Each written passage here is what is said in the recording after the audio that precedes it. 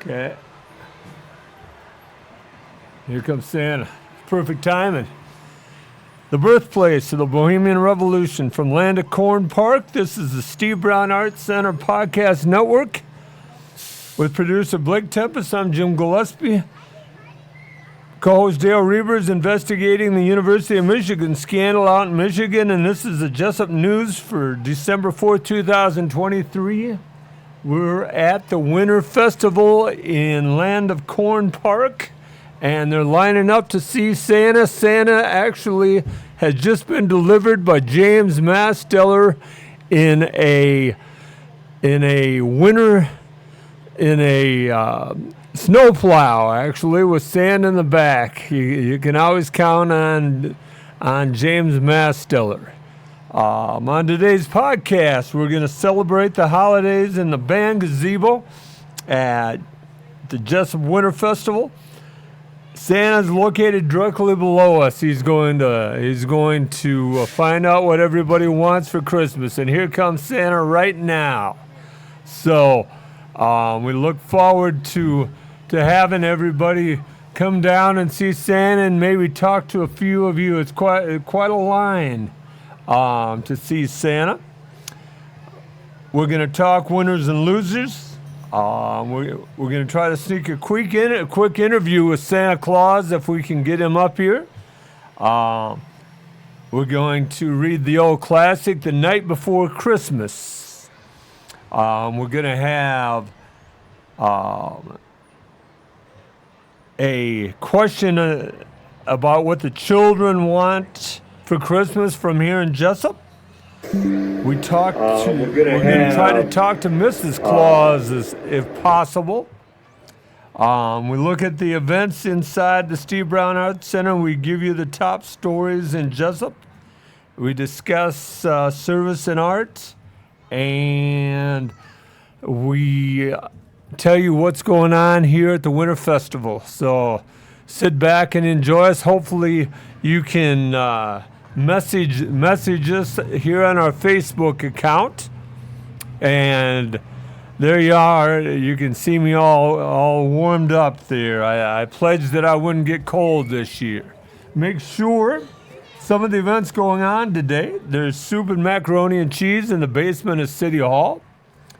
There's a vendor's show at Co-work. Now, Co-work is right on the corner down there at Co-work 591, one of our sponsors for the podcast every week.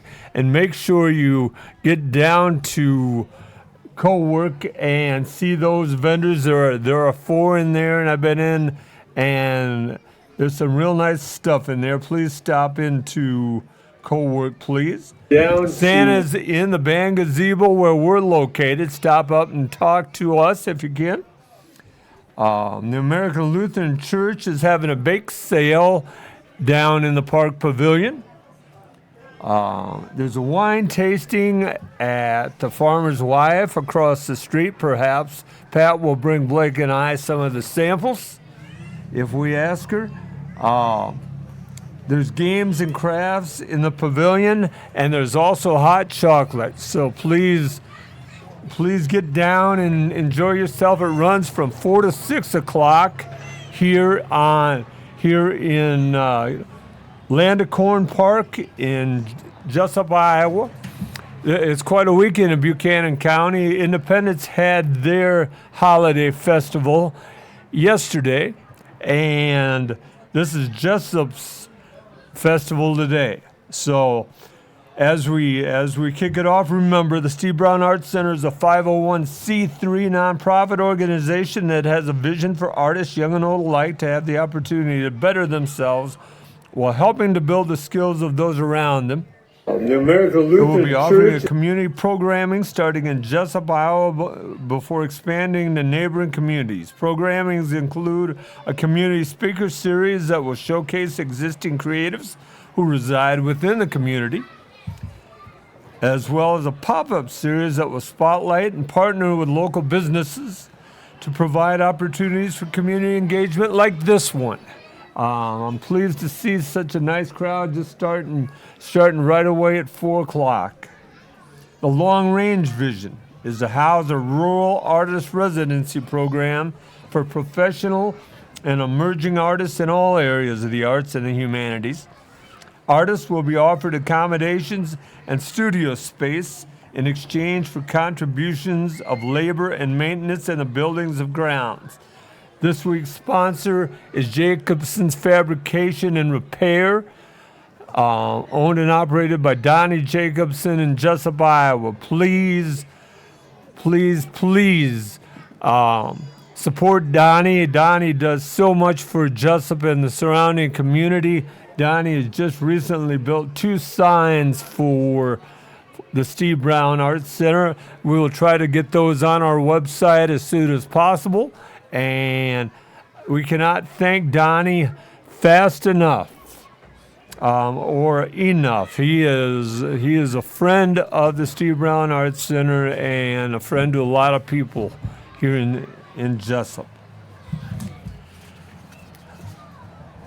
This week's winners in my heart are the merchants and the city of Jesup for putting on the Winter Festival. It is a neat program. Much of it is run by the Chamber of Commerce. Much is run by the city of Jesup. As I mentioned, James Masteller delivered Santa Claus. Mike Feckheather, the city engineer, spends an enormous amount of hours not only on the Winter Festival but on Farmers Day, and he is one of the unsung heroes in our community. So please, when you see Mike, thank him. He needs to be recognized more than he is, and he would battle not to be. The loser this week is the Grinch That Stole Christmas, Blake. When I was a child, that was one of my favorite cartoons for Christmas and one of my favorite Christmas shows. And so the Grinch That Stole Christmas is a loser this week, Blake. Again, this is the Steve Brown Arts Center Podcast Network, and we're coming to you from Land of Corn Park in downtown Jesup, and this is the Winter Festival.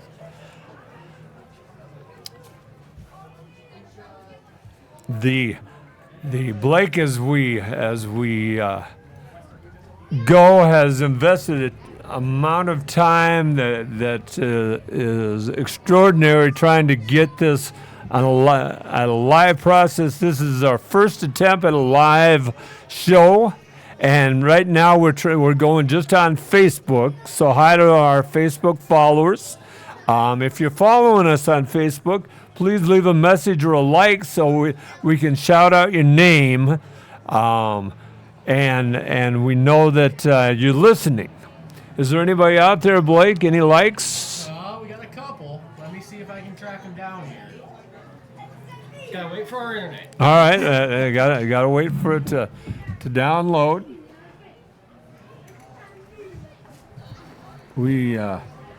It's so much fun to see these parents with these kids line up to see Santa Claus downstairs. So. Alrighty. Well, thank you to Mike Feckheather with the Jesup Winter Festival. Shared our post on Facebook, so hopefully we got a couple more people in here from that. There you go. And thank you to Amber Youngblood for the like on the live stream. Awesome. Appreciate it. And I see there's 4 of you in here. I can't see exactly who over on my end, but thank you all for watching. Appreciate it. Well, we want to say hi to Amber and her husband Dean. We know Dean is a board member on the Steve Brown Arts Center, and he has started a new job as principal over at the Nashville Plainfield High School, and so happy for Dean over there, and hope that they're enjoying themselves. We know they recently moved from the community, and we miss them.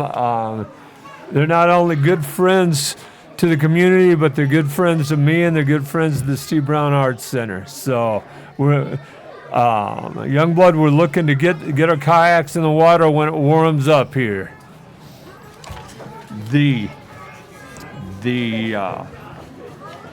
As we continue here, we got some guests.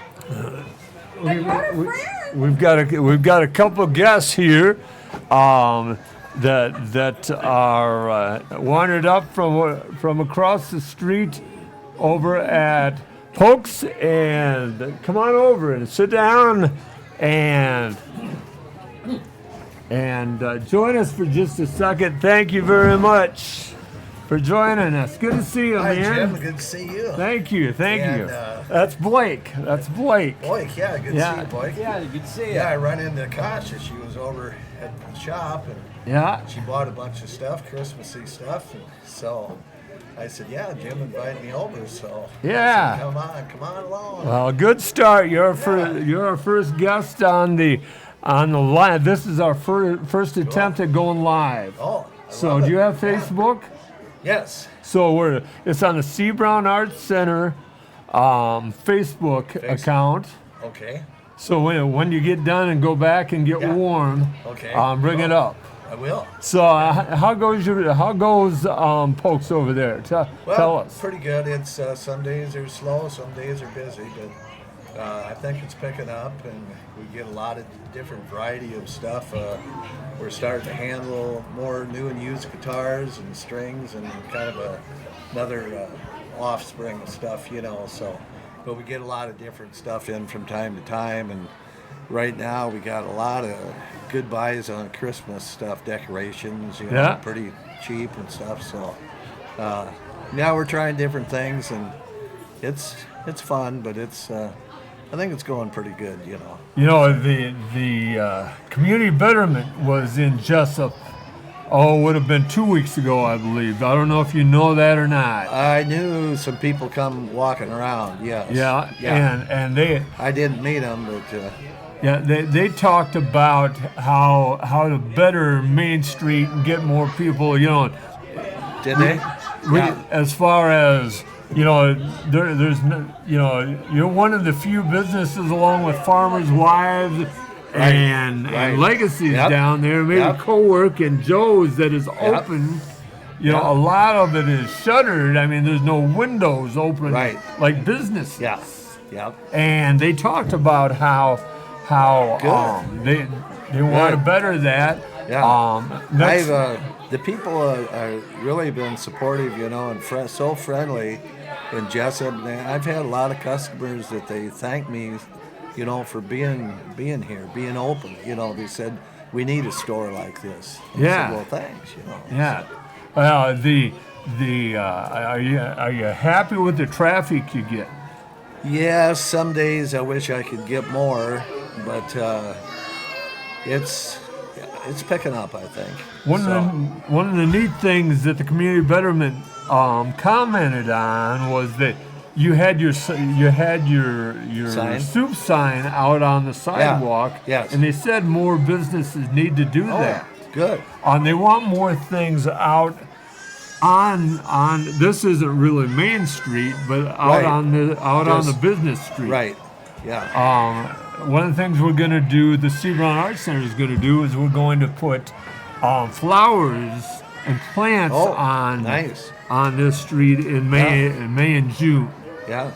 So nice. Yeah. Well, it is a little chilly up here today. I need something like you got. It is. Well, I'm not a big favorite. Starting to shiver a little bit. Yeah. Well, I won't keep you long. I told you only a couple of minutes. Oh no, I appreciate it. Well, thank you for coming up, and please get over and visit Pokes over there. It's open today. Yep. And I see the neat thing. I see people going in and out right now. Yes. And this is a good day to be open. You bet. Thank you, Jim. It's a pleasure to see you. Good Thank to see you so guys. much. Thanks for having me on. You bet. Thank you. Stop in and see me. All right. Okay. This is Steve Brown Arts Center Podcast Network, and we're live from Jesup Winter Festival. Please get downtown and get yourself a cup of hot chocolate and check out the vendors at Co-work 591. Please, there's 4 vendors there. I know it's across 6th Street, but there's some neat things in there you may want to shop for Christmas. So that's at Co-work 591. Blake, how we doing? Does it tell how many listeners we have or It not? says right now we got about 5 people watching. You got 5 people watching. Well, that's 5 more than we would normally have at 4:30 in the afternoon on Saturday. No kidding. So that makes me happy. Does it tell who it is or not? It does not. No. Well, if you're watching, please send us a note or send us a message or send a like or a thumbs up so we know who's out there. Amber Youngblood sent us a message, and Mike Fettkeather did as well. As I look, there, Santa must be going through the line in quite a hurry. I'm watching the line shrink down in quite a hurry. I may have to ask Blake to take the show, and I may pursue a couple of young people to come up and tell us what they want for Christmas. So, Blake, would you tell us the first time, if you remember your first Christmas? Oh boy, this will be a good one. All right, go ahead. I'll be right back. Alrighty. So, I'm going to switch my spot actually so the live stream can see me. Alrighty, hello. So, while we're going at it here, Jim's going to look for some more interviews. First Christmas. There's a couple in there that show up pretty early. I don't know if there's one that sticks out. Obviously, you get the memory of your first couple Christmases, kind of just the simplicity of it and the surroundings, but you don't really get a lot of the in-depth. At least I don't. At least I don't remember all that. I can't remember that well. But overall, yeah. First Christmas, it would have just been me, my dad, and my mother.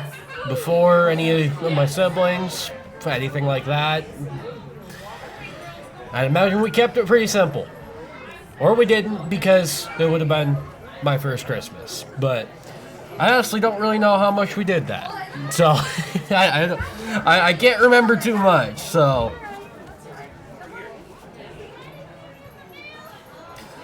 So for the rest of the podcast tonight, I know we plan to do quite a few more interviews. Don't have too much else planned in here. Just kind of do some interviews, and I think Gillespie might have some other stuff. This is the first I'm seeing of his documentation here, so I'm not exactly sure what all he wants to go through here.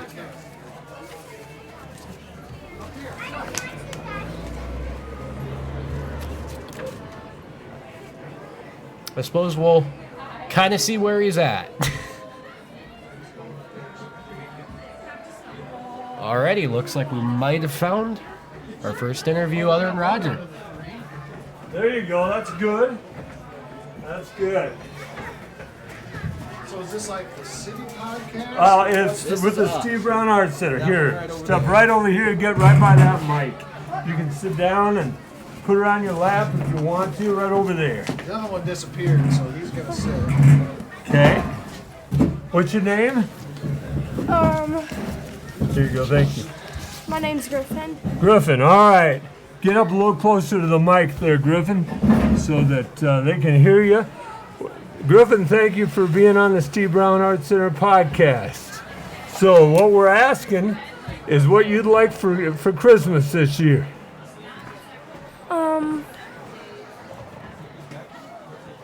I think I'd like some more Legos. And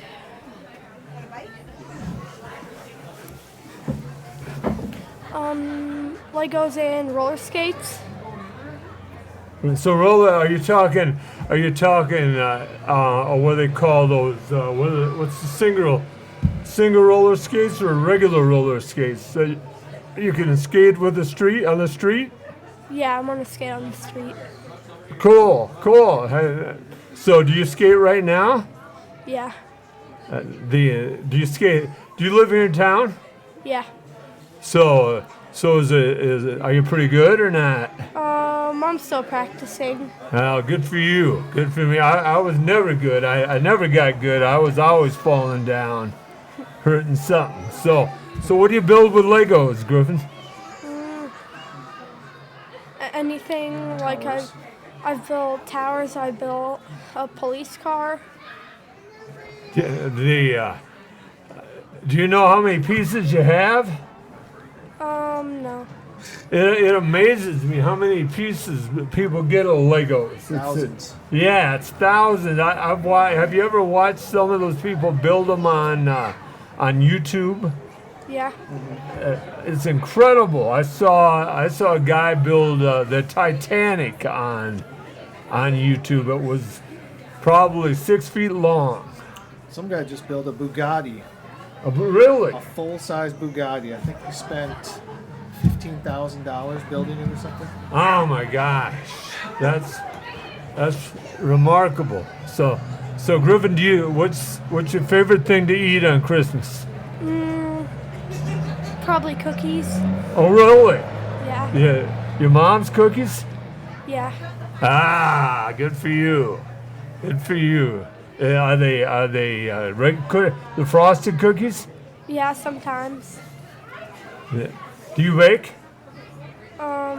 Sometimes I bake. Ah, yeah. I burn. I don't bake. I burn is what I usually do. Like, so you're better at it than I am. But thank you so much for being on. It's a pleasure. You were our first Christmas. First Christmas guest of the day. We had a merchant on earlier. Thank you, Griffin. You're welcome. Thanks a lot. Yeah, you're welcome. You get a chance, it'll be on the Steve Brown Arts Center podcast. If you just type that in on Monday at 10 o'clock, it comes out. You can find it then. Perfect. All right? Good. Thank you. Love what you guys are doing. Thank you. Thanks. Thank you so much. All right. Well, this is Steve Brown Arts Center Podcast Network, and we're at the Winter Festival. I'm with producer Blake Tempus. Dale is on assignment in Michigan, and we are at the Winter Festival. One of the things that we normally do is we talk about what the library has going for the week, and I need to get that up. This is one of the neat things of live radio, a live podcast, is that there's always a pause as I do that. We've got a couple of guests. They saved me. Come on around here, ladies. Have a seat, or one of you have a seat there. So you were asked to come up and speak. Tell us, what's your name? I'm Georgie. And Georgia, what are you doing here at the Winter Festival? We got Red Rock Farms here with a couple of animals. Okay. And where's that located? Red Rock Farms Okay. Oh, cool. is in cool. Owine, right in between Owine and Fairbank. Yeah, I've been there. You have a camel, right? Yes, we Oh, do. that's cool. What's that camel's name? Josie. It's Josie. See, I thought that was a male camel. I thought it was Joe. We used to have a male camel, but he passed away, and we got a new one, and her name's Oh. Josie. Joe passed away in the Yep. last couple of years. Yep. Really? Oh, that's tragedy. I'm sorry to hear that. Thank you. So what else do you have at Red Rock besides Josie? We have miniature ponies. We have miniature donkeys. We got a Clydesdale, a couple of them. We have some other big horses. We have goats, sheep, Wow. pigs. So, and then you also care for dogs and cats there as well, is that Yep, right? we have a boarding facility. Okay. I'm sure it's pretty busy this time of year. Yep, with people traveling on the holidays, it gets pretty busy. So do you have to care for the dogs and cats as well? Yep, we let them out, feed them, water them, play with them, just like so they feel like they're at home. What's your maximum capacity that you can fit there? I think we can fit like 68. Oh my! Have you ever been full? We were full once, and that was over Labor Day weekend. Okay. And what did you bring along for animals today? Today we have a little Cooney piglet, a couple of miniature goats, a miniature pony, a miniature donkey, and a Scottish Highlander High Park. Okay. Are those miniature goats the one that faint? Those ones don't faint. We have a couple of fainters, but they're not with us today. All right. I love those fainting goats. Those are They're pretty funny cool. to watch. Yeah, yes they are. Yes they are. Who's this with you? Who do you have with you here? This is my friend Ella. She lives in Fairbank. All right. How are you, Ella? Good. How are you? Good. Thanks for coming today. So, do you do a lot of these events? Yep, so last night we were in Independence and Owine too. Really? Yep. So do you work for Red Rock or does your family own it? My mom dates Landon. Oh, okay. So I get roped into doing all the dirty work. Good for them. Good for them. That's neat. Yeah. So you go to Wapsie or Owine? I go to Independence. Okay. Are you an FFA there? I am. I'm sure you can do several projects through that. Yep. Yeah, it works out well. What is? Do you have any other places you're going to be this year? I'm not 100% sure. If you follow us on Facebook, we usually post where we're going to be, so that way followers can come and see us at places too. And that's Red Rock Farm. Yep, Red Rock Farms and Rough House. Okay. Because our boarding facility we call it the Rough House. Rough House. Okay. Red Rock Farms and roughhouse.com. RedRockFarmsIowa.com. Okay. But Red Rock Farms and Rough House on Facebook. That's awesome. Thank you so much for being here today, and thanks for coming up. Thanks for having us. Yeah. So if you want to hear this interview, on Monday at 10 o'clock. This will come out, the tape version, and look up Steve Brown Arts Center podcast, and you'll be able to find it. Perfect. So you'll be able to hear how good you sound. Well, thank you. Thank you. Thank you, Thank you guys. so very much. Have a good rest of your night. You too. You too. Bye-bye. Good job. We're at a Winter Festival in Lannicorn Park in downtown Jesup. And Blake, what are those? Are those comments below there? Those are people who are watching. And who's watching right now? Well, the latest one is Virgil. Really?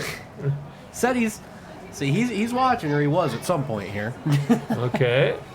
All right. Well, I'm sure Virgil and Tracy are watching. I'm sure Virgil's getting ready to watch the Hawkeyes tonight at, I believe they're on at 7:15. We'll be in the warp by 7:15 as well. This runs 4 to 6, and this is downtown Jesup. Make sure you get over to the Farmer's Wife. They have a free wine tasting. As I look across the street, they're spilling out. It's so full. That's a nice crowd. I see John and Judy Olson just arrived over there, and I'm sure they're going to taste some of the free wine. I know I talked to Joe Olson and Judy Olson. I talked to them earlier today, and they said that they were going to go to the soup supper located in the basement of City Hall. That's run by the library, and we're so fortunate to have a great library here in town. The librarian Becky Burke and her staff just do a remarkable job. They have events, they have movies, they have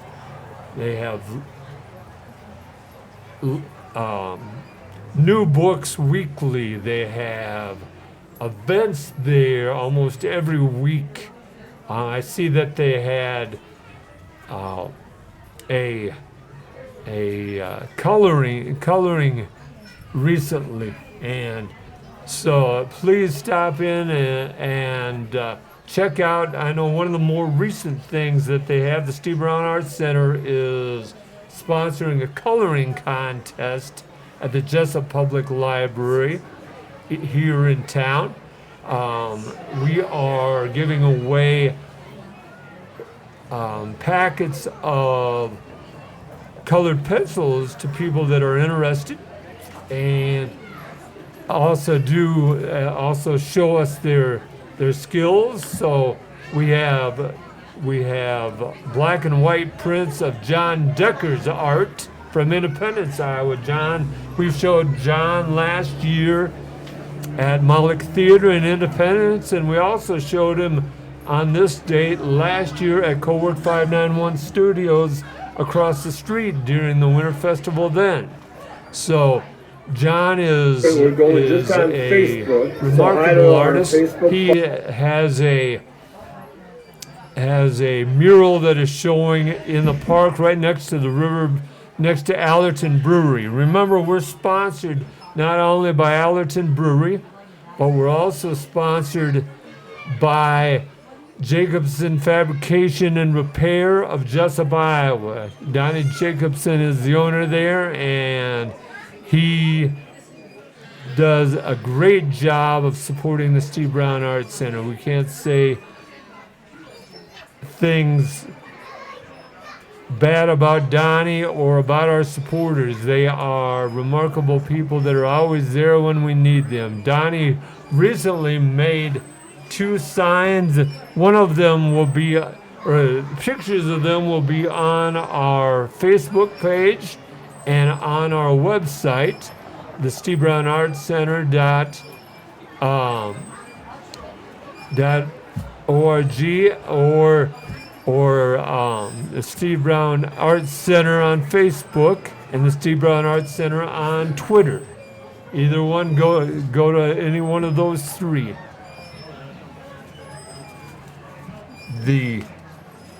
One of the things that I wanted to talk about today was the origin of Misses Claus. The wife of Santa Claus is first mentioned in the short story A Christmas Legend in 1849 by James Reese, a Philadelphia-based Christian missionary. In the story, an old man and woman, both carrying a bundle on the back, are given shelter in a home on Christmas Eve as weary travelers. The next morning, the children of the house find an abundance of gifts for them, and the couple is revealed to not be old Santa Claus and his wife, but the host's long-lost elder daughter and her husband in disguise. Mrs. Santa Claus is mentioned by name in the pages of the Yale Literary Magazine in 1851, where the student author, whose name is given only as A.B., writes of the appearance of Santa Claus at a Christmas party. In bounded that jolly, fat, and funny old elf, Santa Claus. His array was indescribably fantastic. He seemed to have done his best, and we should think had Mrs. Santa Claus to help him. An account of Christmas musicale at the State Lunatic Asylum in Utica, New York in 1854 included an appearance by Mrs. Santa Claus with baby in arms who danced to a holiday song. A passing reference to Mrs. Santa Claus was made in an essay in Harper's Magazine in 1862 and in the comic novel The Metropolis by Robert St. Clair. She appears in a woman's dream wearing Hessian high boots, a dozen of short red petticoats, an old large straw bonnet, and bringing the women a wide selection of finery to wear. A woman who may or may not be Mrs. Santa Claus appeared in the children's book Lil in Santa Claus Land and Other Stories by Ellis Town, Sophie May and Ella Ferriman, published in Boston in 1878. In the story, Little Lil describes her imaginary visit to Santa's office, not the Arctic, incidentally. There was a lady sitting by a golden desk writing in a large book. And Santa Claus was looking through a large telescope, and every once in a while he'd stop, put his ear to a large speaking tube. Presently, he said to the lady, "Put down a good mark for Sarah Buttermilk. I see she's trying to conquer her quick temper. 2 bad ones for Isaac Clappertongue. He'll drive his mother to the insane asylum yet." The verbiage insane asylum is used quite often in those days. Later, little sister Effie ponders the tale. Effie sank back in the chair to think she wished Lil had found out how many black marks she had and whether the lady was Mrs. Santa Claus and had in fact obtained more accurate information about many things.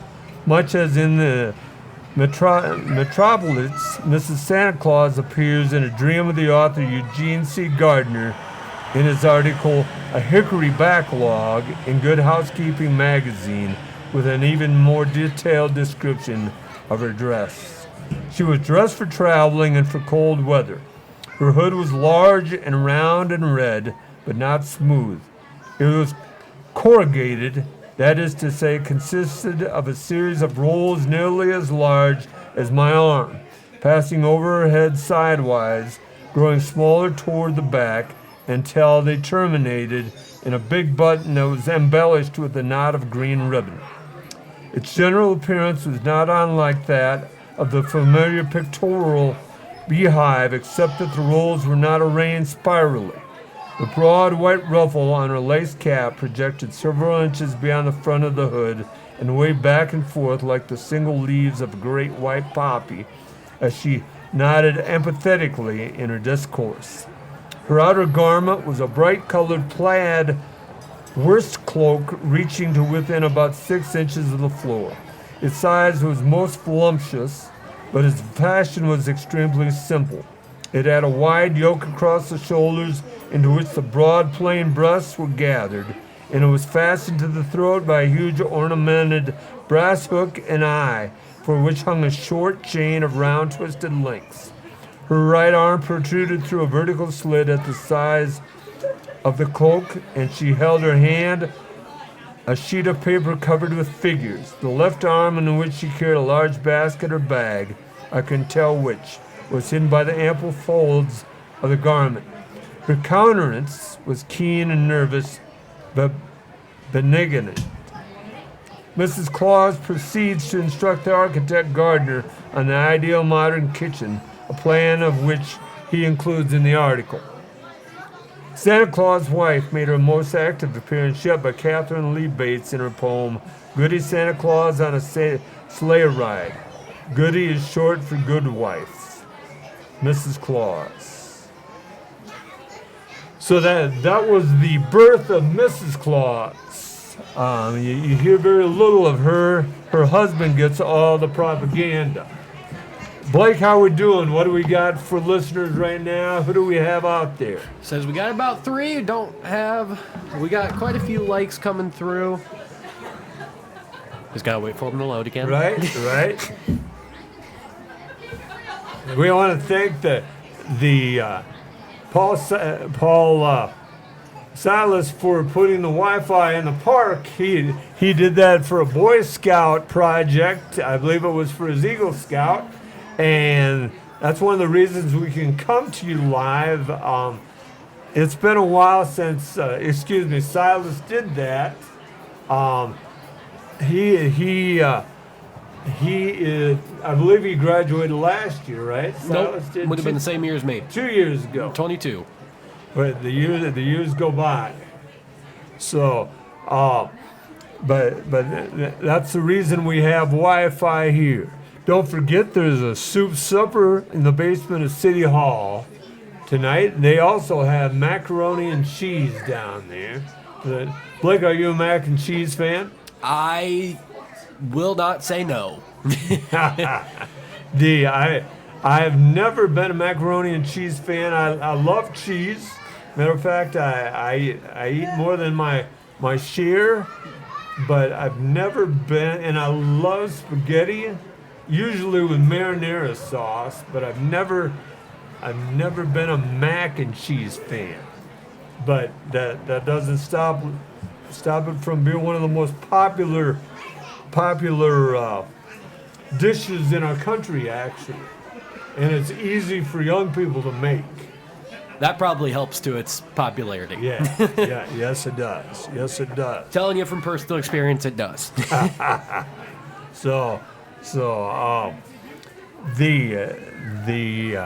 Don't forget to stop over at Legacy's across the street from the pavilion. After you're done at the pavilion, have supper. Legacy's also been a sponsor of ours, and have supper. Shannon and her husband are incredible, and they have different dishes. I know they served well over 100 meals for Thanksgiving Day recently. I hope you stopped in for that. If you didn't make your own Thanksgiving, I was fortunate to have Thanksgiving from Rachel's Kitchen, located between Lewiston and Fairbanks. I was fortunate to have.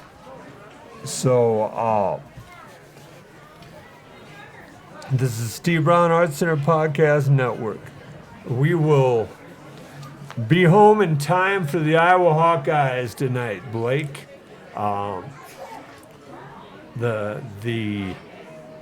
prognosticators are writing the Hawkeyes off as not very close. Who do you have to win that game? Oh boy, I don't know who they're playing. They're playing Michigan.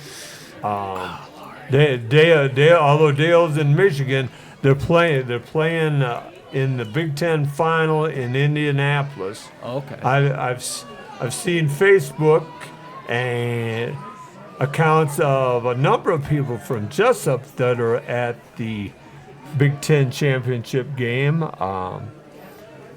and it'll be fun to read their accounts on Facebook. I see the elf Mike Fedkiller scurrying across the street. He saw me wave and turned his head real fast and started to go the other direction. I know it. He is. We're not big enough for the big names yet. He is. He's very kind to allow us to broadcast from here, Blake. So we can't say a lot of bad things about him.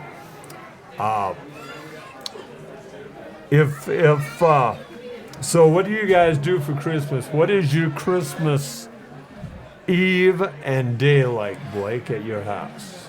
Christmas Eve is always church. We always go night before, just because nobody wants to get up that early. All right. Unless it's for gifts. Yeah. We go to church on Saturday, not Saturday, the day before. Christmas Eve. That one. Yeah. We go to church on Christmas Eve, and then after that, we end up all normally going to bed pretty early, wake up pretty early, and normally we'll go through our gifts, then we'll do a Christmas breakfast, kind of relax the rest of the day. So who cooks Christmas breakfast, your mother or your father? I would say it's a team effort, but it's Mom. It is. Okay. All right.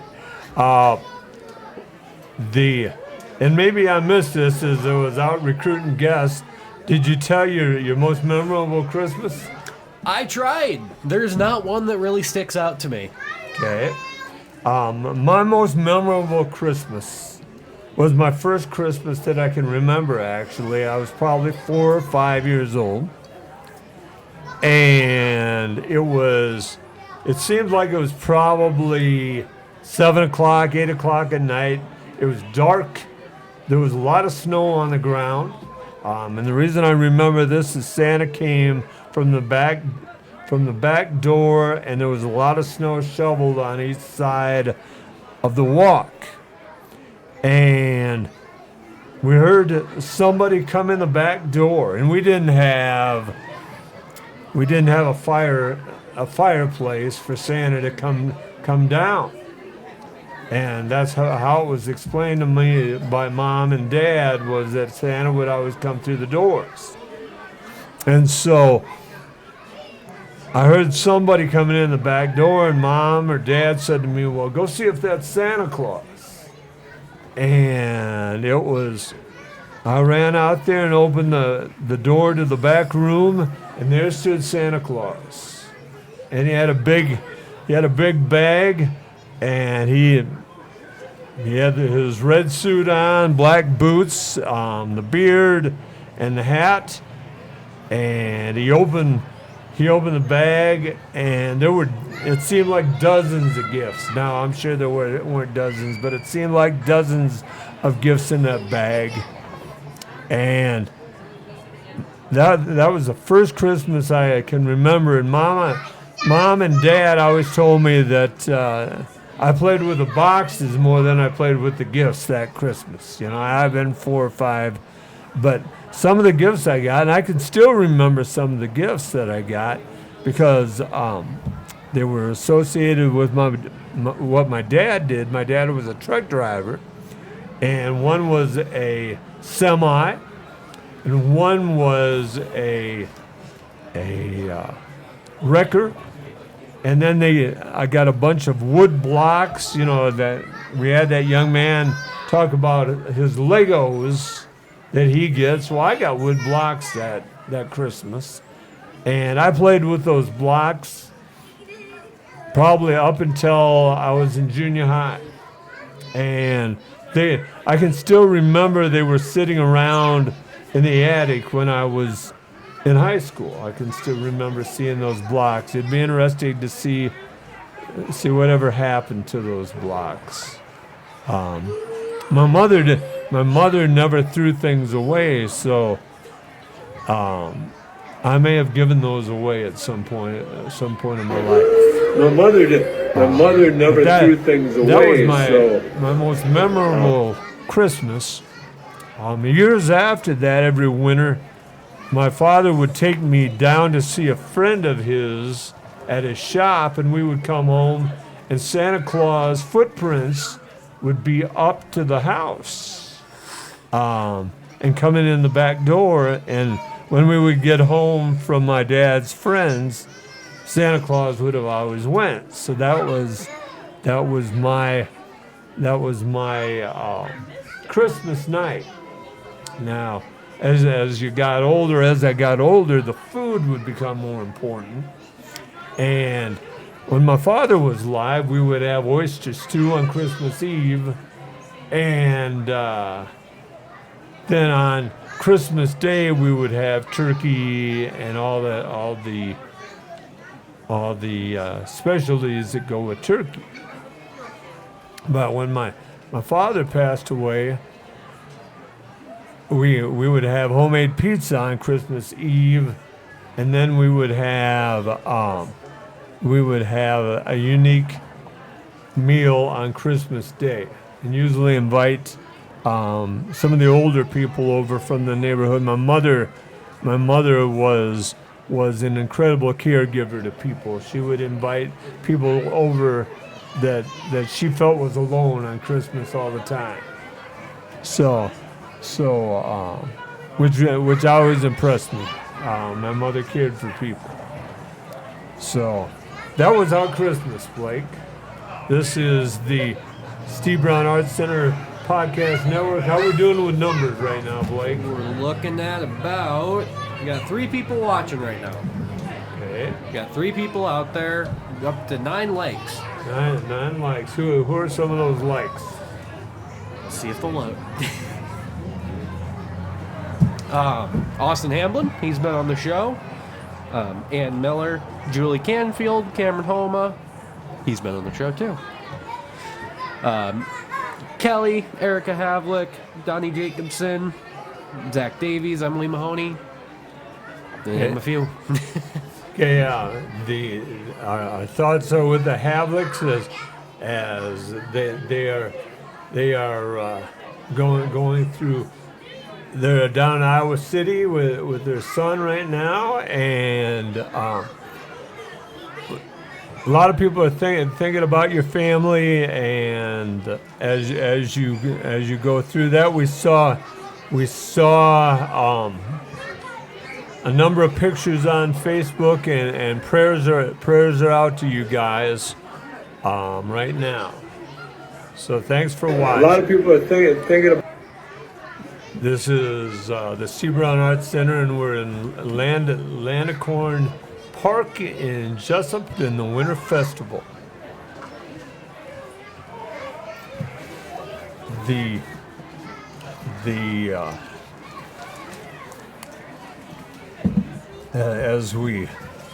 as I go through things here, I lost, the wind must have caught one of my stories, Blake. I had That's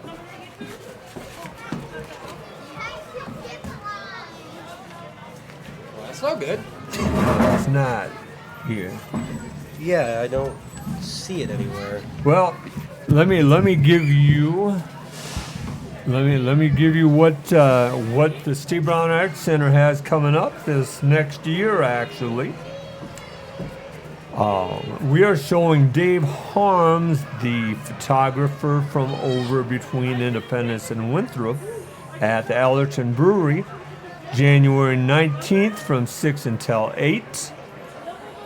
On February 4th, we're going to be showing some artists at the Fireman's Pancake Breakfast, probably about 3 artists that day. Then on February 17th at the Winding Creek Meadow, we are showing local artist Kenny Mielhow from 2 until 4. That's February 17th. On March 16th, we will have an Irish band in association with the Sanity Room in Independence. On April 14th, we will have an artist at the Littleton Chatham Historical Society Pancake Breakfast. Reese Bringhurst will be teaching a lesson at the Jesup Public Library on April 15th. On May 24th, at the Tourism Center in Independence, the Steve Brown Arts Center will be sponsoring an artist, a musical group, as well as a food truck to welcome summer. Also this year, we are going to be sponsoring flowers and plants for downtown Jesup, and we'll be putting them out. What? I'm just supposed to tell you we're doing story time at 5 and then 5:30. Please come over here and sit down, Well, Allie. it starts in 5 minutes, so I don't have time to. Oh yeah, at 5 and 5:30. Yep. Okay, so all right, I'll do that. Thank you, Allie. So Allie from the Jesup Public Library was just in, and she asked me to tell you that they will be doing story time in the basement of City Hall from 5 to 5:30. Please stop into City Hall and eat soup and macaroni and cheese, and allow your children to experience story time with the Jesup Public Library. That was Allie Borgerding from the Jesup Public Library. If you had a chance to see her. Back to our schedule. In June, we will be having an event at the Jesup Farmers Day. Remember, Jesup Farmers Day runs from June 20th to the 22nd this year. It's a special date because of conflicts with the carnival, but the carnival is here from the 20th to the 22nd. We will be sponsoring a musical group that day, during that time, and also we will be having a jumbo Jenga challenge. More about that to be out later on. In July 27th, the last Saturday of July, will be the Littleton Watermelon Day after the first one this past year. What a great success that was. Then August 9th, we're having our back to school event at the Buchanan County Tourism Center. We will be having an artist, a musician, and a food truck there, and that will probably be between 4 and 6 o'clock. That more details to follow. In September, we will have an artist at the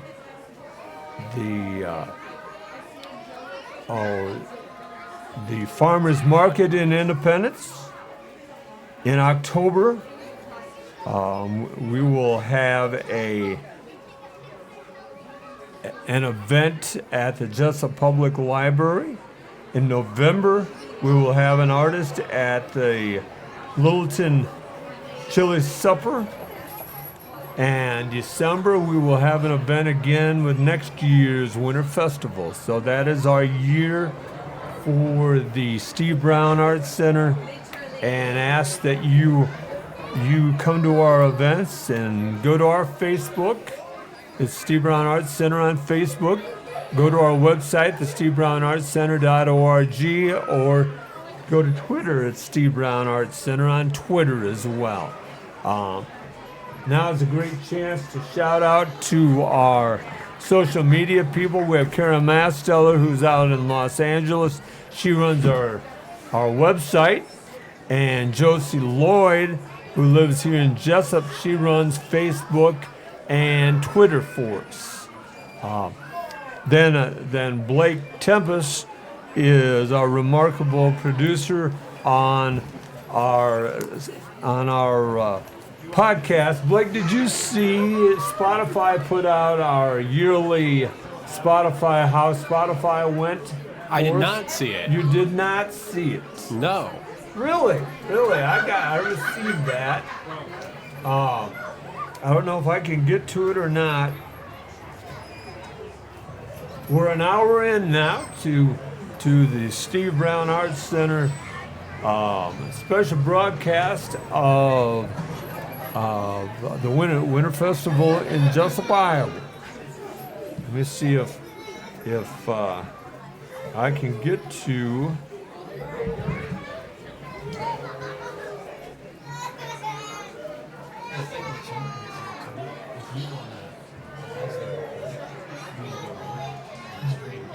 Can we go mobile? Really? I'm on data. All right.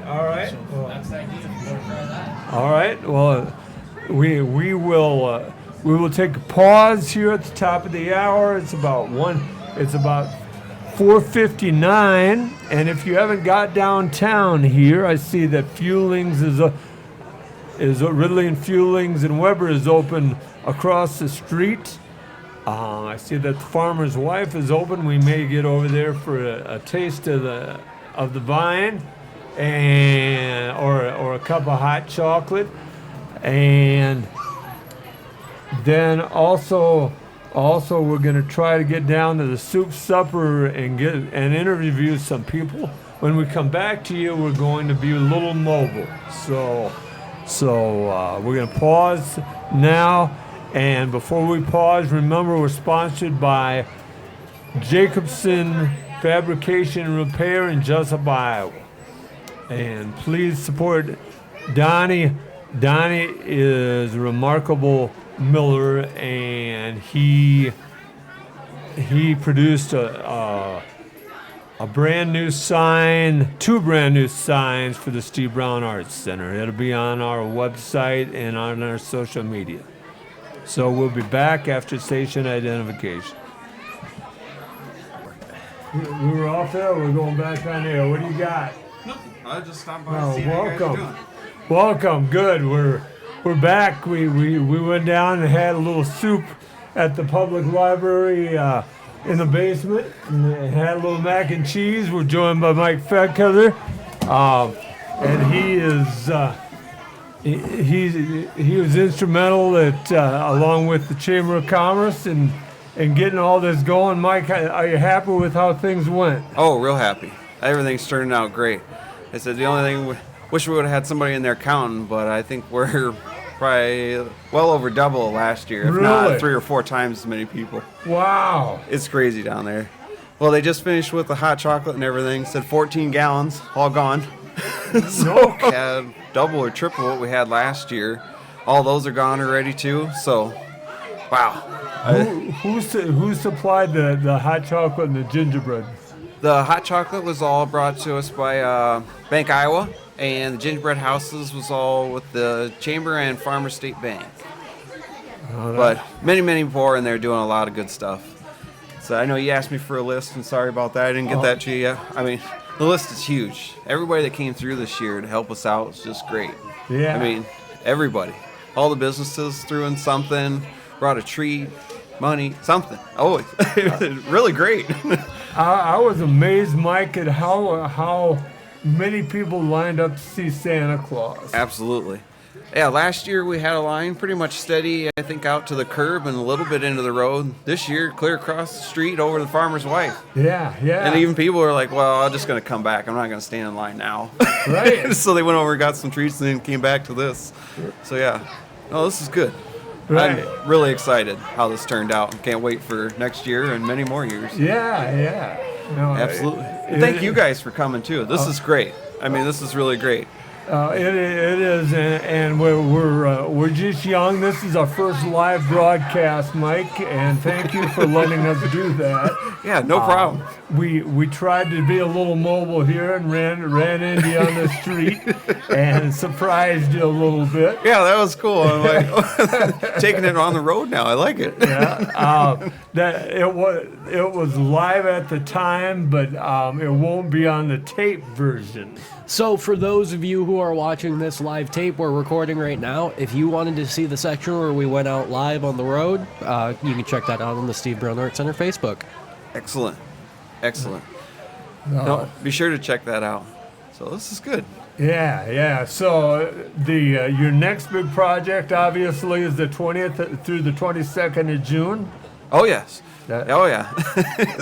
One big event at a time. So, yeah, as soon as my wife was chatting with me, she's like, so do we get a little bit of a break after this so we get to see you? And I'm like, well, if the Farmers Day Board has anything to do with it, maybe not.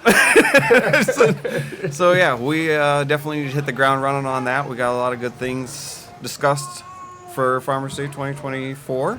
So we're really looking forward to that as well. Have you released what is the theme for that this coming year or not? No, we have not released the theme just yet. We're hopefully going to have a meeting. I think Alan said something maybe this month. Talk about a couple of different options, and we'll see where we can go from that.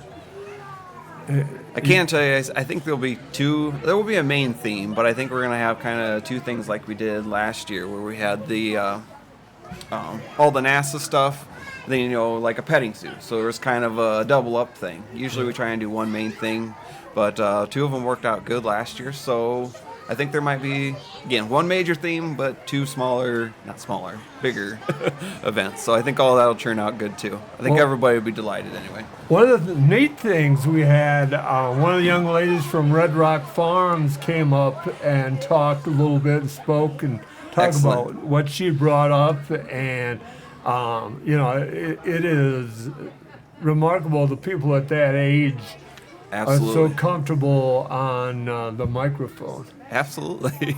Well, I know the petting zoo was a huge hit this already because I seen all the kids out there, and then we were in the pavilion, and I said, Mom, did you see the so-and-so? Or said all the kids were in there talking to their mom and dad, so I'm like, well, I knew that was a good addition for this year, so yeah, we'll see how everything keeps going here, but again, very, very happy. Again, thank you guys, thank everybody for coming.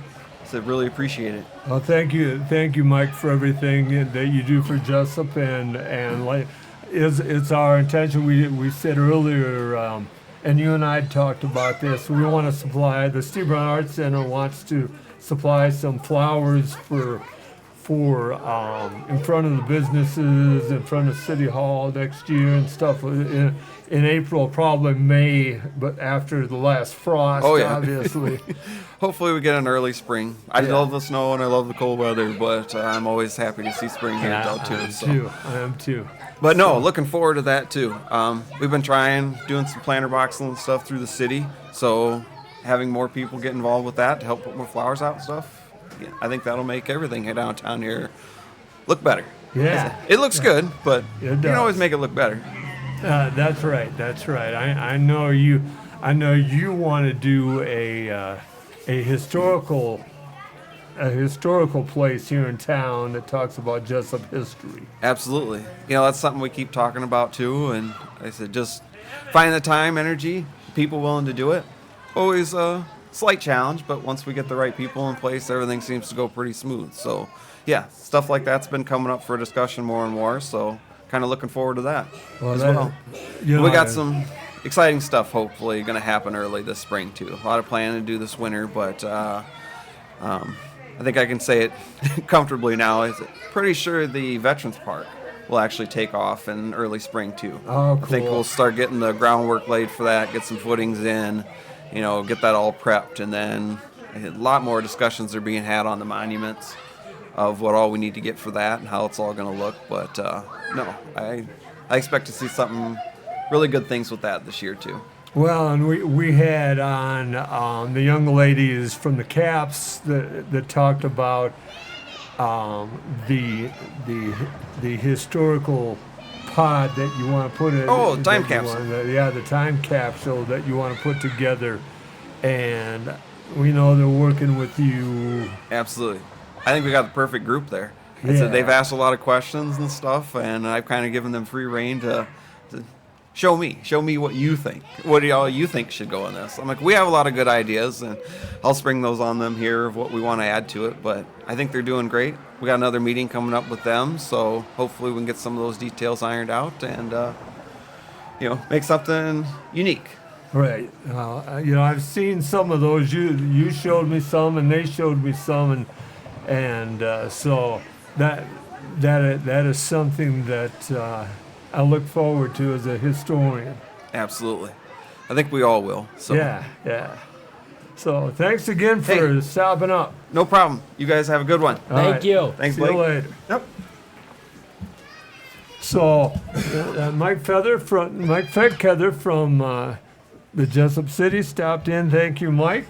We are at about 5:40, and we're going to finish with the night before Christmas here, and then we're going to leave the air.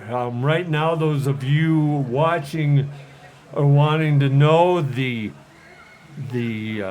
SEC championship game. Alabama leads number 1 Georgia 20-10 in the SEC championship game. That's number 8 Alabama 20 and Georgia 10. And that's going to throw a wrench in the college playoffs. But here is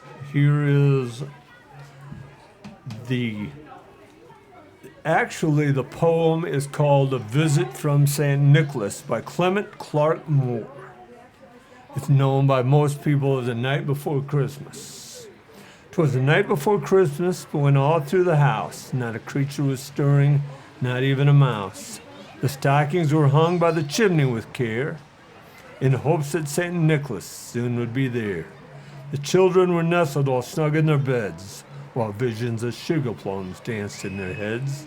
And Mama in her kerchief and I in my cap had just settled our brains from a long winter's nap.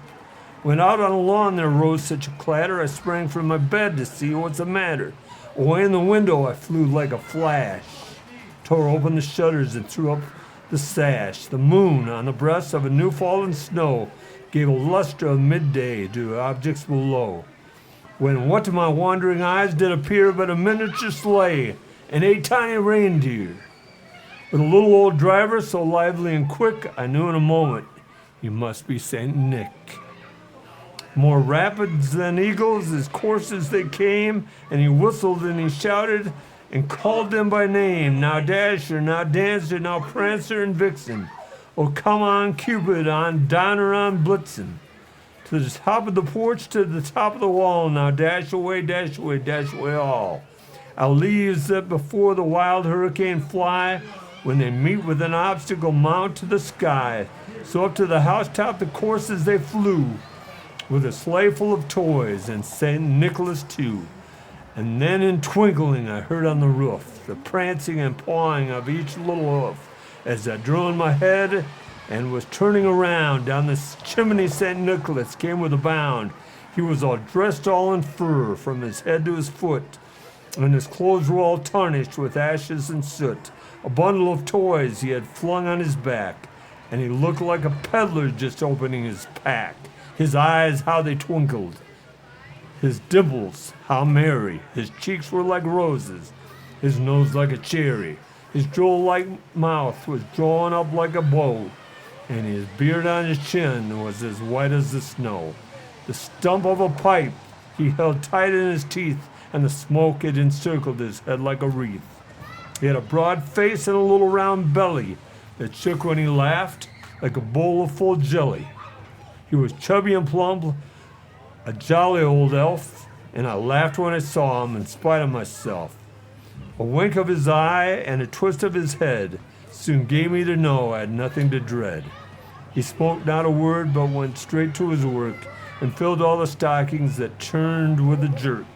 And laying his finger aside of his nose and giving a nod, up the chimney he rose. He sprang to his sleigh, to his team gave a whistle, and away they all flew like the dawn of a thistle.